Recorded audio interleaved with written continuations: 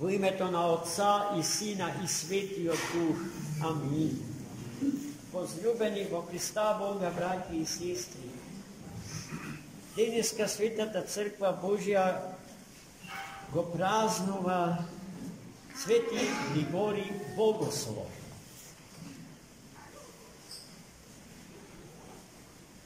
Веќе самото име Богослов ни дава до знаење дека се работи за колосална црковна фигура, голем, незаоден и незаменлив Богослов на Светата Црква Христов. Уште двајца во историјата на црквата го носат епитетот Богослов. Тоа е светиот Јован, апостол и евангелист, и светиот Симеон Нов Богослов. Едниот живеел и му бил современик на Христа Господа, свети Јован. Денеславениот живеел во 4. век после Христа, а свети Симеон Нов Богослов живеел во 11. век. Три големи светила на црква. Свети Григорий Богослов е роден во семејство општествено активно и аристократско. Неговиот татко Григорий бил паганин, хелен, со паганско уверување, а мајка му Нона благочестива христијан, која што по силата на љубовта своја пред се кон Христа Господа си го спасила и својот сопруг Григорий, кој што гледајќи ја верата на својата сопруга што дела твори, и самиот посакал да стане христијанин. И не само тоа, туку потоа Светата Црква Христова го избрала и за свој епископ. Ете во таков брак и во такво едно семејство е роден свети Григорий Богослов. Зарад можноста да ги заврши сите високи школи на своето време, тој отпатувал во Атина, за таму, заедно со свети Василий Велики и со идниот богомрзок император византиски Јулијан, отстапник апостата, да студира на Атинската академија. Голема дарба. И тој таму поминал, како и свети Василий Велики, бил брилјантен студент на академијата, но се уште не крстен, како и свети Василий Велики. Откако ја завршил Атинската академија, свети Григорий Богослов се крсти.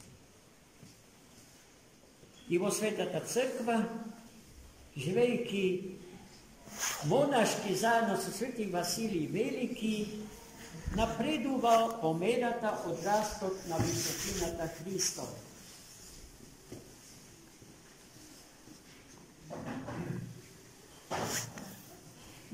Наскоро бил избран за архиереј во малечкото градче Сасим,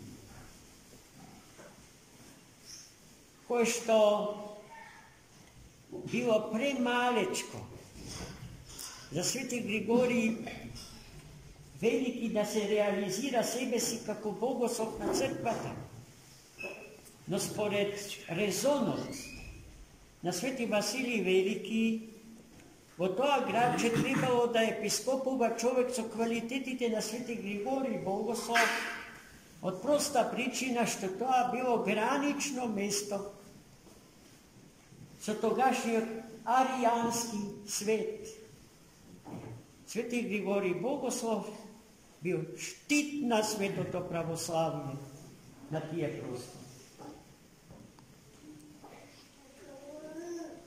Но наскоро големиот и славен византиски император Теодосий Велики, знаејќи ги квалитетите на Свети Григорий, го повикал за архиепископ на упразнетата Константинополска епископска катедра. Кога дошол Свети Григорий Богослов во Цариград, немало ниту еден православен човек, освен една длабоко побожна старица, која што му ја отстапила својата куќа на Свети Григорий, кој што физички гледано не бил некаква маркантна појава, туку бил длабоко скромен, скрушен, кроток, Богу предаден, а за тоа или однатре во него се криел најголемиот философ на Светата Црква Христов. Куќата на таа старица Свети Григорий ја претворил во малечка црквичка и символички ја крстил Анастасија, односно Воскресија, во чест на светото славно Христово воскресение. И од тука тргнувајќи целиот Константинопол, денешен Цариград, односно Истанбул, го вратил во православие. Во 381 година во Константинопол се одржа вториот Вселенски собор, на кој што се заврши формулата за исповедање на православната вера, символот на верата. На тој собор Свети Григорий Богослов даде огромен придонес. Неправено ќе биде ако го издвоиме како клучен учесник на тој собор. Но на соборот во Цариград Светата Црква Божја се справувала со две ужасни ереси. Со ереста на епископот Македони и со ереста на епископот Аполинар. Едниот од нив, Македони, сметал дека Духот Свет е творба на Бога, Божија творба, а не трета ипостас на троичниот Бог. А Аполинари пак смета дека Христос и неговата човечка природа не ја содржи душата на човекот, туку божествената природа, имајќи ја како замена или надокнада за отсутната душа човечка, што е се спротивно со учењето на Светата Црква Божја. Свети Григорий Богослов со својата умност, прекрасно образование и длабочина на мислата своја ги разби ересијарсите на спомнатите две ереси. На истиот тој собор се постави прашањето за легитимната поставеност негова за архиепископ на Царите. Бидејќи го представивме Свети Григорий како скромен, смирен и кроток човек, ваквиот совнеш на одредена група епископи, учесници на Вториот Икуменски собор во Цариград, ја прифати така што го напушти Цариград и не остана до крај од работата на Васеленскиот собор во Константинопол. Туку се оддалечи во едно малечко градче во Мала Азија, познато под името на Зијанс, и таму живееше во целосна осаменост, предаден Богу во молитвата и во постот, и пишувајќи поезија од нелитургиски карактер. Во тој своји поетски дела, тој повторно расправа за триадолошката тајна, односно мистерија, односно базичниот теолошки догмат на Светата православна црква за трите ипостаси на едниот Бог. На едно место, во една од тие своји песни, исповедно го кажува следново: седев во осама и молитвено размислував за можноста да се најде некаква аналогија од овој свет со која што ќе се објасни тајната за троичноста на Бог. И не можев да најдем.